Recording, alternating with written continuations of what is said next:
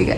Halo Sobat Lokal, selamat datang di podcast Lokal Podcast yang membahas isu terkait logistik dan transportasi yang ada di Indonesia. Saya Raza Sevilla Azaka sebagai host pada episode 3 hari ini.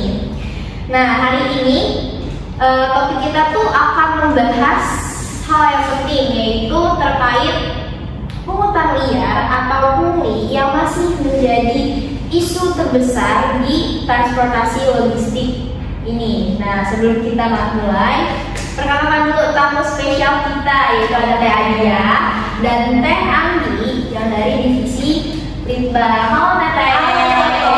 Kabarnya? Baik. Oke, boleh dong Teh perkenalan diri dan jelasin gitu sedikit terkait divisi Litbang tuh divisi apa sih? Baik, perkenalkannya aku Adia Yasmina Fajri dari divisi Litbang Himalawa. Dan aku Anggi Merah Hakiki dari divisi Litbang juga. Oke, divisi Litbang tuh divisi apa sih di Himalawa? Apa kita? Litbang itu divisi penelitian dan pengembangan. Betul banget. Tugas kita ngapain? Tugas kita itu menjadi wadah pengembangan baik akademik maupun non-akademik di seluruh mahasiswa logistik Kolkar.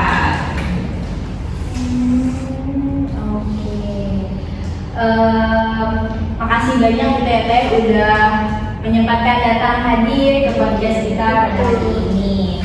Nah, kita langsung aja gitu Teh ya ke topik. Kan sekarang tuh lagi marak-maraknya terkait pungli atau pungutan liar ya di sektor logistik ini menjadi masalah pelik gitu kan. Tidak hanya membebani supir ataupun pengusaha truk, tapi juga berdampak besar gitu pada kenaikan biaya distribusi dan harga barang di pasar. Nah, meskipun pemerintah sudah melakukan berbagai upaya gitu, tapi kegiatan pungli ini masih tetap aja dimakan gitu. Nah, menurut Teteh berdua ya, mengapa pungli ini masih marak terjadi meskipun pemerintah tuh udah melakukan segala tindakan gitu untuk memberantas pungli ini? Nah, menurut Teteh gimana? Oke, boleh aku kali ya. Kalau menurut aku pribadi nih, untuk kasus pungli di Indonesia yang masih menjadi masalah ya di Indonesia ini, kita coba bisa lihat dari budaya yang ada di Indonesia. Coba kita semua juga pasti pernah ngalamin pungli kan? Entah itu pas jalan-jalan, bener? Nah, nanti kalau misalkan jalan-jalan curug tuh biasanya di depan udah bayar, tapi nanti sini bayar lagi itu betul. Nah, ternyata pungli itu tuh bukan hanya dalam sektor wisata aja, itu juga menjadi tantangan dalam masalah logistik. Nah, terus menurut aku kenapa di Indonesia ini masih banyak pungli walaupun pemerintah sudah melakukan berbagai upaya? Ya, salah satu faktornya yaitu budaya di Indonesia yang masih melekat gitu di diri masyarakat, sehingga masyarakat yang dikenain pungli itu mereka jadi kayak fine aja. Jadi kayak pungli karena menurut mereka ya itu udah biasa. Padahal kan itu nggak boleh dalam nggak bisa gitu. Dan itu malah jadi hal yang udah biasa seperti itu. Betul banget nih yang Adia bilang, ini nih masalah utama banget ya. Jadi pungli ini susah mati karena pelakunya tuh bukan cuma dia oknum-oknum itu aja. Jadi tuh mereka tuh ikutan apa ya, menempatkan diri mereka di titik-titik yang krusial kayak di jalan tol mungkin atau di pos pemeriksaan ya. Jadi ya gimana ya, udah kayak penyakit lama aja gitu. budaya lama. Jadi udah gitu, orang-orang juga pada biasa aja. Betul banget. Oke, kalau menurut Teh Adia, pungli itu menurutnya masih marak itu karena menjadi budaya yang ada di Indonesia. Nah, menurut Teteh berdua nih Teh Anggi dan Teh Adia gitu ya, seberapa besar sih dampak pungli terhadap biaya distribusi dan harga barang yang ada di pasar gitu? Apakah naik atau malah bagaimana gitu kan biaya distribusi dan segala macam itu kan kan pasti ada hitungannya. Nah, ditambah pungli, apakah itu bisa berdampak ke biaya barang yang ada di pasar gitu? Gimana menurut Teh? Untuk biaya pungli ini berdampak atau enggak ke biaya pasar? Tentu sangat berdampak. Karena coba kita lihat, kalau biaya distribusinya besar, otomatis biaya di pasar juga mereka akan ikutan besar. Karena kalau misalkan distribusinya besar tapi kita harga jual di pasarnya murah, ya nanti nggak ada untung dong. Ya, benar. Jadi kalau misalkan si punglinya ini terusan tanpa ada upaya untuk mengatasi pungli, ya harga pasar pun akan tetap naik. Kalau si pungli ini diatasi, udah nggak ada bersih dan benar pungli, otomatis harga di pasar juga bisa lebih murah. Seperti itu Teh. Jadi sangat berdampak. Dampaknya tuh gila banget sih. Bayangin aja satu truk tuh bisa sampai 100 juta sampai 150 juta setahun ya kan? Ya kan? Bisa banget. Bisa banget sih tuh. Itu pungli aja tuh per tahun tuh. Itu pungli aja tuh per tahun. Coba bayangin kalau setiap tahunnya tuh kayak gitu, gimana coba? Pungli tuh udah gede banget kali ya. Nah, dengan harga yang segitu setiap tahunnya, kalau misalkan si punglinya ini dihilangkan, itu bisa sangat mempengaruhi harga pasar menjadi lebih murah, benar gak sih? Karena kan harga 150 juta per tahun itu bukan harga yang Gede banget. murah, itu gede banget. Ya. Kalau misalkan si punglinya ini hilang kan, itu bisa menguntungkan harga pasar, bisa turun si harga pasarnya. Jadi menurut data kedua, karena adanya pungli ini tuh benar-benar berdampak banget gitu ya buat ke pasar yang ada di pasar gitu banget. Jadi emang benar pungli harus diberantas gitu ya. Harus diberantas. Oke, kita lanjut ke next question. Menurut Teteh, apa sih hubungannya pungli sama praktik odol, over-donation, and overwhelming gitu di sektor transportasi gitu kan? Gimana menurut Teh Andi? Menurut saya nih ya, ini kayak lingkaran setan aja loh. Kayak ya karena biaya di jalan tuh udah bengkak gara-gara dipalakin pungli terus. Ya. Terus kayak para supir nih ya mau gak mau terpaksa ambil jalan pintas gitu loh. Ya mereka nekat bawa barang muatan odolnya ini loh, banyak gitu ya. Banyak overload. Terus sih kalau Dan udah ada kurang lebih sahabat kayak tadi. Jadi kenapa sih pungli sama odol ini saling berhubungan? Karena ya kita coba misal kita contoh kita menjadi si sektor logistik ini. Kita pengen bawa barang, tapi ada pungli. Nah, gimana caranya biar kita nggak kena pungli mulu?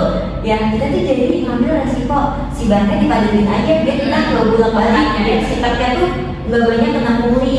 Jadi sekali jalan. Tapi kan itu gak baik banget ya, bener ya?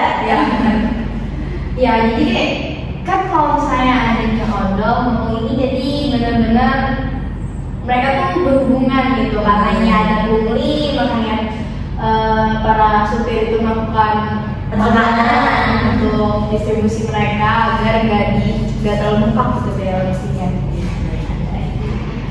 Nah, menurut Teteh nih, peran teknologi kayak sistem digital atau elektronik itu dapat gak sih membantu mengurangi praktik pungli ini gitu?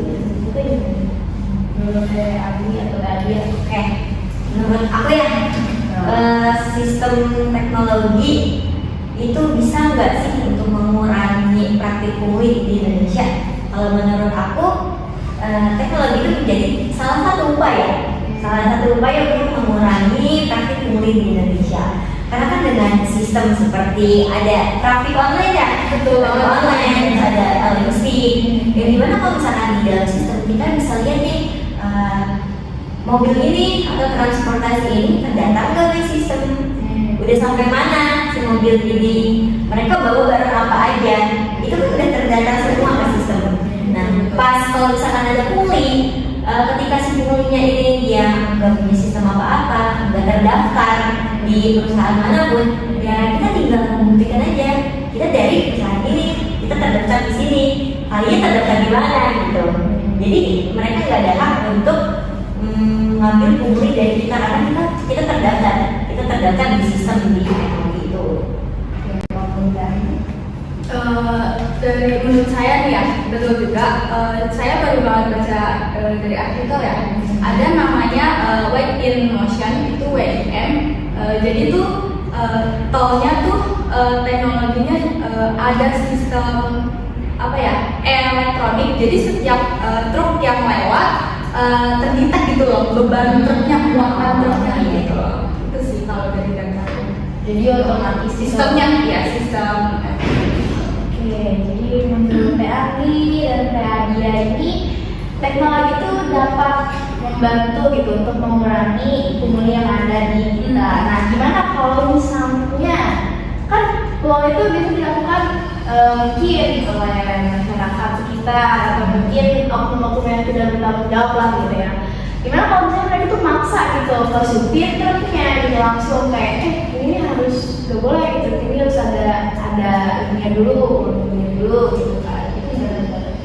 Kalau menurut aku ya, untuk seperti itu ya, itu bukan permasalahan itu tidak hanya masyarakat aja yang bisa melawan. Karena kalau misalkan masyarakat kan mereka ada kayak takut ini kan, karena kadang pungli itu kan ada yang mereka kayak preman atau Betul banget. tapi di sini kita butuh peran pemerintah. Betul. Karena masyarakat kalau misalkan udah lihat dari pemerintah, polisi, mereka kan punya hak, punya power, punya wewenang, di mana mereka bisa aja melarang ini nggak boleh, ini praktik ini bisa nangkep atau memberantas. Tapi kalau misalkan itu cuma masyarakat aja, ya bakal susah. Karena harus di situ ada peran pemerintah untuk pemberantasan si pungli. Jadi semua itu bertanggung jawab gitu ya. Iya, betul. Baik dari pemerintah, baik dari masyarakat itu sendiri ya.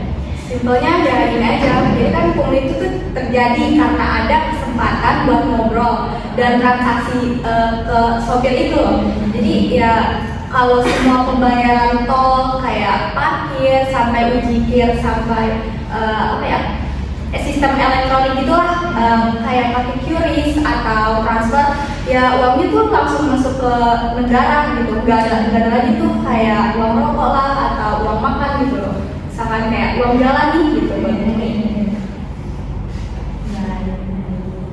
Menarik ya.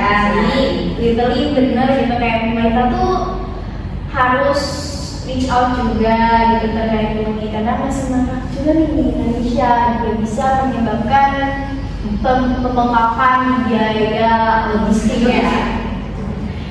Nah, kita udah di penghujung acara. Makasih banyak ya udah ngasih insight yang bagus, wawasan yang luas untuk teman-teman lokal di sana. Nah, sobat lokal, setelah kita membahas nih terkait pungli ini, kita jadi tahu gitu ya bahwa pungutan liar ini masih menjadi masalah terbesar gitu di sektor logistik yang membuat biaya logistik menjadi membengkak gitu. Nah, jadi itu meskipun pemerintah telah melakukan berbagai upaya untuk memberantas pungli ini, tetapi tetap aja masih banyak marak gitu ya cerita di Indonesia. Ya, maka kita perlu pengawasan lebih ketat terkait tempat-tempat yang memang sudah teridentifikasi ada pungli gitu di sana. Dan juga kita mengetahui ya terkait bahwa odol dan praktik pungli, odol dan praktik pungli ini sama-sama saling berkaitan gitu antara satu sama lain yang menyebabkan supir truk juga menekan gitu untuk barang bawaan mereka tuh lebih banyak agar tidak terkenanya pungli gitu. Di sisi lain juga ada teknologi gitu ya yang bisa membantu untuk memperatasi mungkin sedikit terkait pungli ini. Nah, semoga kita udah di ujung acara. Semoga diskusi hari ini membuka wawasan kita semua ya dan menjadi dorongan untuk terus mendukung upaya-upaya pemberantasan pungli demi masa depan logistik Indonesia yang lebih bersih, efisien dan berkeadilan. Terima kasih sudah mendengarkan podcast Lokal Podcast ini episode 5. Jangan lupa follow, like, and subscribe dan sampai jumpa.